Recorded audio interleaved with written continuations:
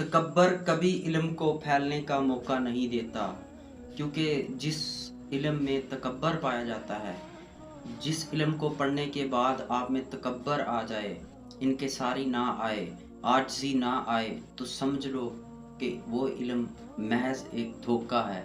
Degree तो एक रसीद होती है उन अखराजात की जो आपने अपनी तलीमी मामलात में खर्च किए होते हैं। असल तो इल्म आपकी गुफ्तगू, आपके अखलाक, आपका इंसानियत के साथ जो रवैया है, जो हमदर्दी है, जो मोहब्बत है, जो शफ़क़त है, उससे ज़ाहिर होता है। तो ये जो डिग्रियाँ होती हैं, ये तलीमी अखराजात की रसीद ही समझ लें। तो तलीम में और तरबियत में बड़ा फ़र्क है। तो कुछ इंसान समझते हैं कि हमने तलीम हासिल कर ली है, डिग्री ले ली है, हम बड़े एजुकेटेड हैं, तो वो असल में एजुकेटेड फूल्स होते हैं।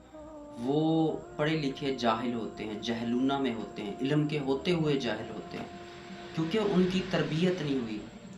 तो कुछ वो लोग जिनकी तरबियत अच्छी हुई है, तो वो इंसानियत से मोहब्बत करेंगे, वो दूसरों को माफ़ करना सीखेंगे, वो बड़ों छोटों का एहतराम करेंगे, माँ बाप के फरमाबरदार होंगे। तो सबसे अहम चीज़ ये कि आपने अगर कोई डिग्री की है या इल्म सीखा है, तो उसके बाद आप में आजिज़ी आनी चाहिए, ना कि इल्म का तकब्बर। खुद अंदाज़ा लगा लीजिए कि वो इंसान कैसा है जिसके पास डिग्री है, लेकिन उसके पास तरबियत नहीं है, उसकी अच्छी तरबियत नहीं हुई, ठीक है ना?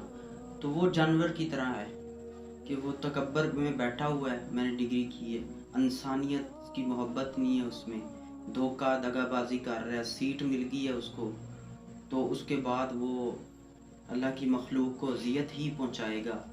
तो इसलिए खुद अंदाज़ा लगाएं कि एक डिग्री याफ्ता और एक तलीम याफ्ता में कितना फ़र्क है।